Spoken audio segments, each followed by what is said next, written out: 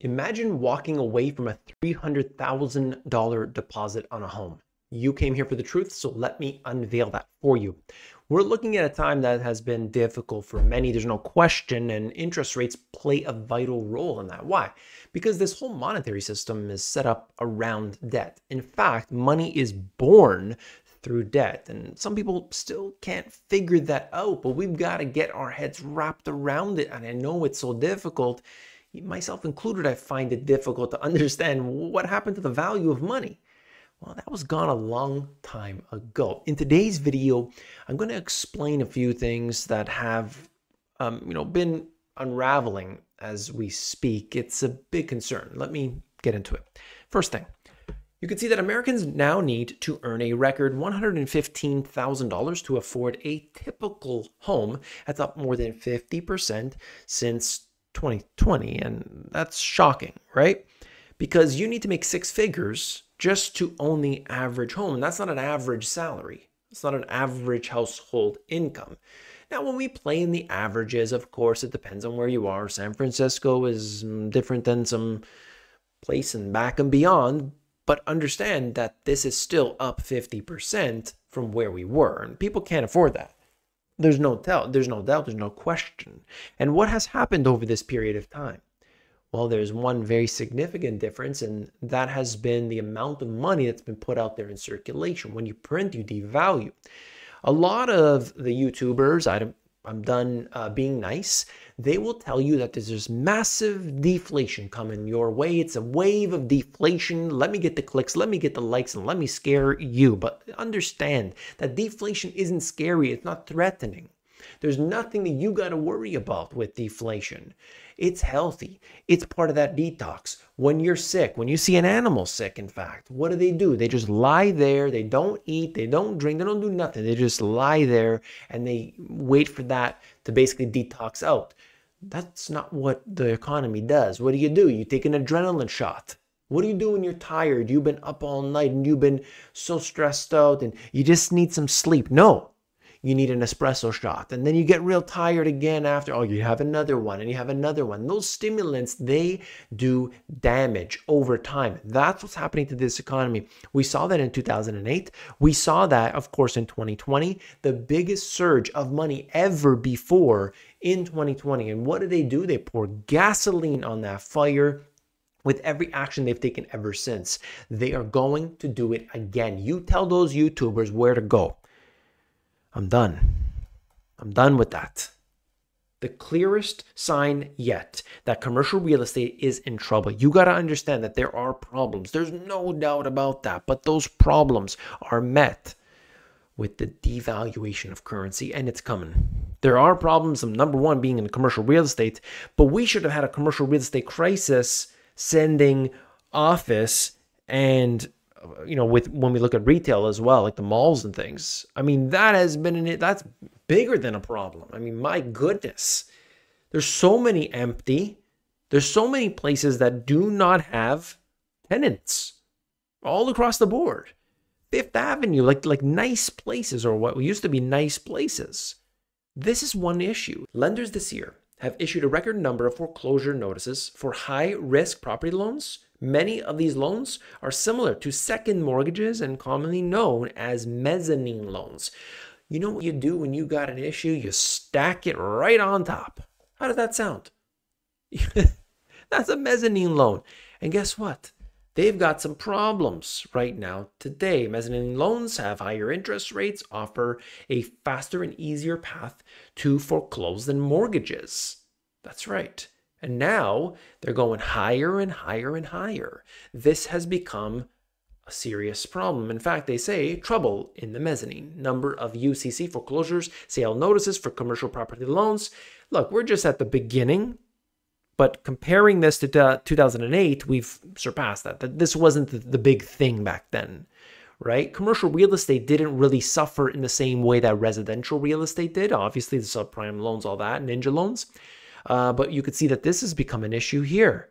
What's happening? Well, you don't have the tenants. You have way too much retail. You have problems with interest rates because their interest rates at this time are high. They're using short-term debt. They don't have the long-term debt. And this does not show up in the traditional financing, like they're not mortgages. So that won't end up on all the stats with mezzanine loans because they're more of like a loan rather than a mortgage. So this is not going to show up there. That's why we're digging into the truth. That's why you get this right here. Oh, but it gets worse. That's right.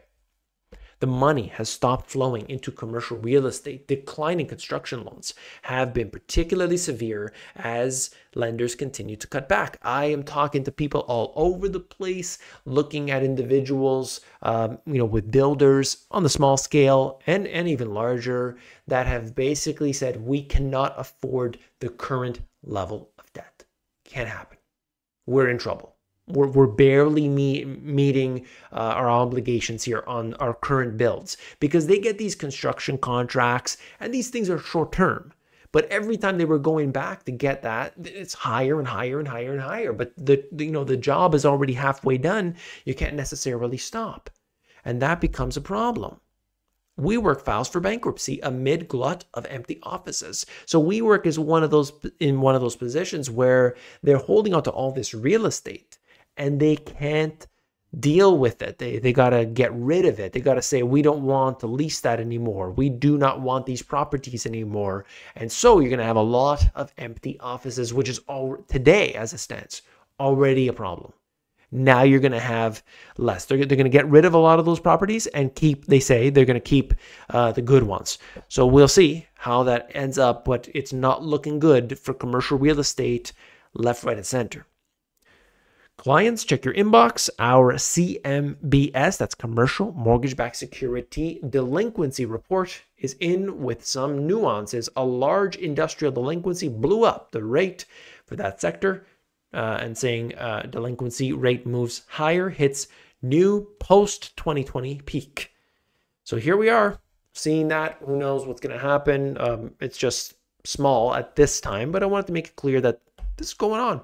Because of interest rates, because they don't have the manufacturing, the economy slowing down, and they can't make ends meet in this way. It's just like the average person struggling too. It's all over the place. And some suggest that when we get into this time, we're building all these tall buildings, we're 50 stories, 100 stories, and in these major cities, whether it's Hong Kong or New York and so on, are they full? And who's paying the bills there? And this has become a big concern for a lot of these cities. If you're struggling to look, what's this guy talking about? I know for some people, they haven't read my books before, but just start with the basics and get Compass. It's totally free. Okay. Compass is available to you, themoneygps.com. And you just go on there, go through Compass, a series of really short videos, and you'll have all the bases covered. In fact, you might know, but what about your family members? What about your coworkers? If you show them Compass, they're going to have a really good understanding. Very simple, and it's totally free. themoneygps.com. Interest rate shock ahead, with nearly half of Canadian mortgages up for renewal within 2 years. Can you believe this? Look, interest rate shock now being added to the list of financial stresses for many Canadians ready to renew their fixed mortgages over the next couple of years. Crazy, but up to 300,000 homeowners have already been hit with significantly higher payments. This is a problem. In Canada, it works different than in the US. You take out a loan, you're not getting that for the whole 25, 30 year. You're only getting that for 3 to 5 years. And that's coming due for a lot of them. It's already happened. And so imagine, let's say your monthly bill was low because you were getting interest rates of 2%, 3%. Well, now your rate is, let's say 6%. Your mortgage payment is going to be significantly higher. And I think what's going to happen is they're going to stretch these things out 40 years, 50 years. The only way that people are going to be able to continue to pay.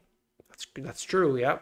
Toronto area buyers are walking away from deposits on new homes, some losing as much as $300,000.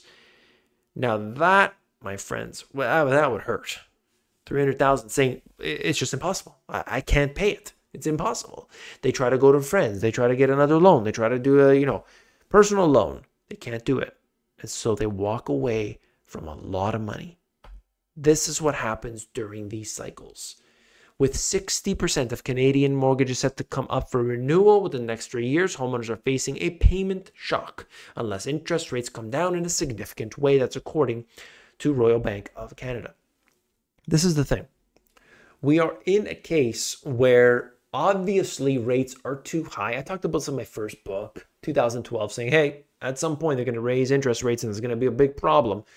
And so what we have here is these really high rates, or at least historically what people are used to, really high rates putting the pressure on people. They can't pay the payments. All right. So eventually this comes due and now they say, okay, well, I can sell my house. I can, try to do whatever I can, or maybe my credit card suddenly becomes a problem. So they start pulling money, the equity from their homes. They have equity there. So we see this from many different avenues. But what's going to result be the result of all this? You might be asking yourself, well, okay, what does it mean? Well, think.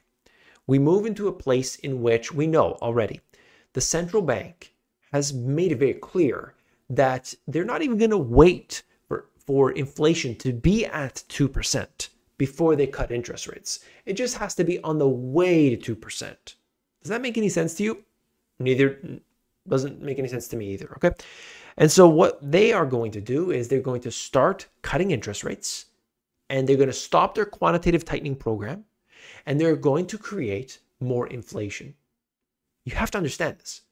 They are not going to wait for the bottom of this, we got to wait for 2% before we start printing money again, before we start cutting interest rates again, before we create the next round of inflation. Do not get sold on the lie. They are going to devalue. How do I know this? Back in 2002, Ben Bernanke, as the governor back then, wrote a speech. It's called Deflation, making sure it doesn't happen here. And guess what?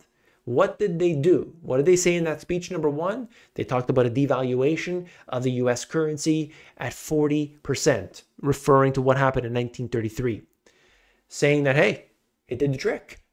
They will do this again and again and again. They don't care. If you think that they care about inflation, no, they love inflation.